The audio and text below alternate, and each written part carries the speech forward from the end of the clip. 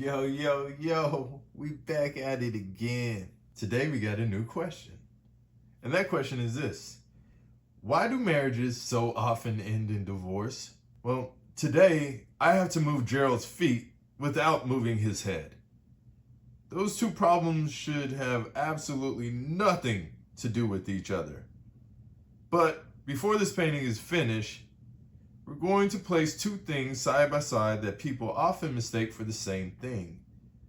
And Gerald may show us what happens when we do. So what time is it? It's game time. Oh boy. This one's fixing to be a little bit complex. The things that I gotta do in order to make this work. I almost wonder if I should flip the painting upside down. So for no reason at all in particular, I was thinking about marriages and relationships. I was thinking about how do they work? How do we gauge? How do we get into a relationship? And then I was like, let's see, can we apply our 6 planes of understanding or our 6 planes of understanding to figure it out? And then I was like, I think that we can. And then I was like, well, how could I share that with anybody though? I was like, well, let's try the clowns. Let's see what the clowns can teach us. They've taught us so much. And for that, I thank them. Thank you, clowns. Who knew a clown could be so wise? So to open it up, I would like to say that I feel like buying art and engaging, I feel like buying art and starting any sort of relationship are more times than not starting the same way. You see this thing from a distance and you're like, ooh, what he did. And what are you seeing from the distance? You're seeing the image. From the image, you can infer some things about the symbols that exist there, right? For the painting, you could see this thing from a mile away and have an idea that maybe I painted it, but not know for sure, right? We gotta like what we're seeing from a distance before we're willing to engage it closer to get that level 1 information, right? You see the image of these clowns, you see the image of the truck, and it's just enough to make you curious. So now you got to go over there and ask some questions. All right, who are these clowns? Who is this clown that I think kind of cute? What is this clown's name? I want to know who painted this picture. Was it you? And now we're collecting information, right? We're building a case. We're building a vibe case. And we've made it to the point now in this story that we've approved of the level 2. We approved of that initially, which is kind of odd, right? We saw something we liked, so we didn't know we saw an image, we didn't know if it was what we were seeing was right or not, but we liked it enough. All right, but we recovered, we went back, we got the information that we needed, we found out who the clown was, who the clown is with, we found out what this clown represents, right? So we're back on pace, we're rebalanced. But now this is where things get weird once again. In the art purchasing, we have this tendency to just skip straight to level 4, the relationship. We went from, ooh, he cute, to, uh-oh, to, So now we done bought the painting. All right, we got skin in the game, for better or worse. It's gonna be okay, because we know the clown's name. We know that they're good enough, but it's like, what happened? We put the vibes into drive.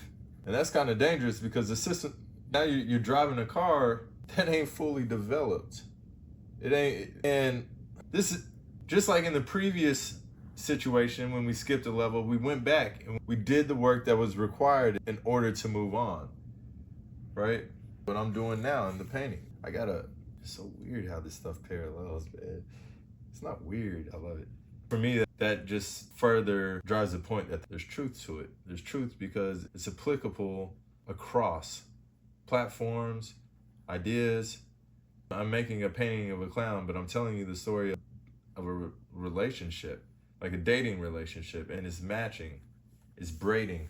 So let me refocus. We started the relationship, but there's work that has to be done now that this relationship has been established. Let's jump back to the other analogy. You bought the painting. Great. There's work that has to be done now. What's that work? Well, where are you going to put this painting now that you bought it? You saw this painting when you was out. You didn't know if the colors match. You just saw the picture and you was like, give it to me, right? Same thing with your new boo thing. You saw him out there and you was like, just give it to me. But now you gotta figure out, where does the painting fit in your house? Where are the nails? Where's the hammer? How are you gonna hang it up? You'll figure it out next week. Same thing with your new boo thing, with your new clown. You'll figure it out next week, how y'all gonna manage the money, how y'all are gonna resolve your conflicts, how you all are gonna prevent the conflicts. You'll figure that stuff out next week. But you move forward in the relationship, and now you're experiencing micro triumphs, micro pivots. You done pivoted 1,000 times, and all those micro pivots turn into one giant pivot. And why is this happening? Because we had a challenge that was presented to us that we just didn't do, that we just try to skirt past. We didn't repaint the ground underneath us to make sure that our feet were being painted in the right spot, because our head is locked in, but our feet were never established. So it creates this cattywampus effect. You're out of position. I'm about to jump big time on this one. I was playing basketball this morning. I love hooping.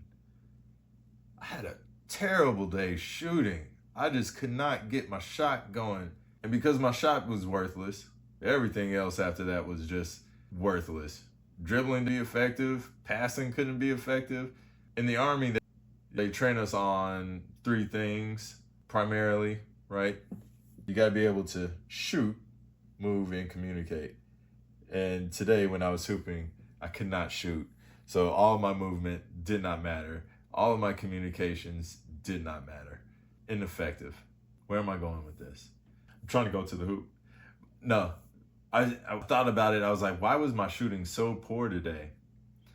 And what I believe is that I was trying to hit a moving target. What do you mean, man? The rim doesn't move. But I never had the ball set before I shot the ball. And because of that, fine, the target wasn't moving, but my weapon system was. And because it was ineffective. So what does that have to do with this painting?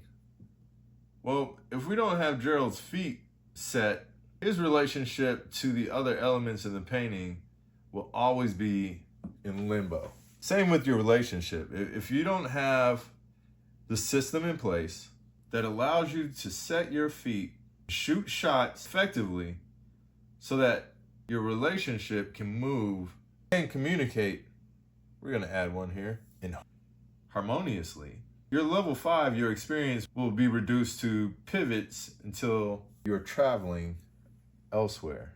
And I'm working very hard to make sure that I go through all of the levels here on this painting, because in the event that I don't, this painting will suffer. It will be divorced from itself.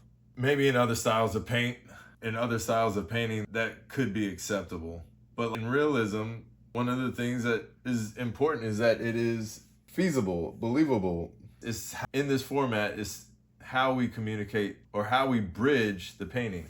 Now, I will admit some hubris. I'm sure there are 1,000 other factors that can come into play, but on why people get divorced, I will add that disclaimer in there. And I'm not trying to, my goal is to identify the similarities between this painting and the problems I'm overcoming in this painting to problems that we can overcome as collaborators in this thing that we call life. Man, I didn't realize how much these feet were bothering me. That's just one foot that we got in. I think it's time for the prepare closer. So, why do marriages so often end divorce? When we start dating, we usually begin with an image. Do I like what I see? Then we gather information.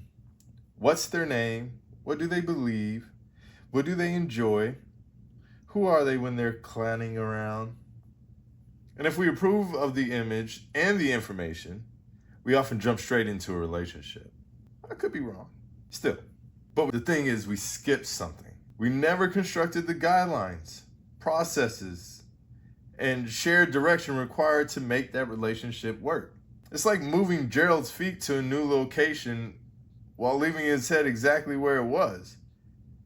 Unless I reconstruct everything connecting the two, the entire picture gets thrown out of alignment. And I wonder if that's what's happening to us. The vibe becomes the drive, but Nobody builds the steering system.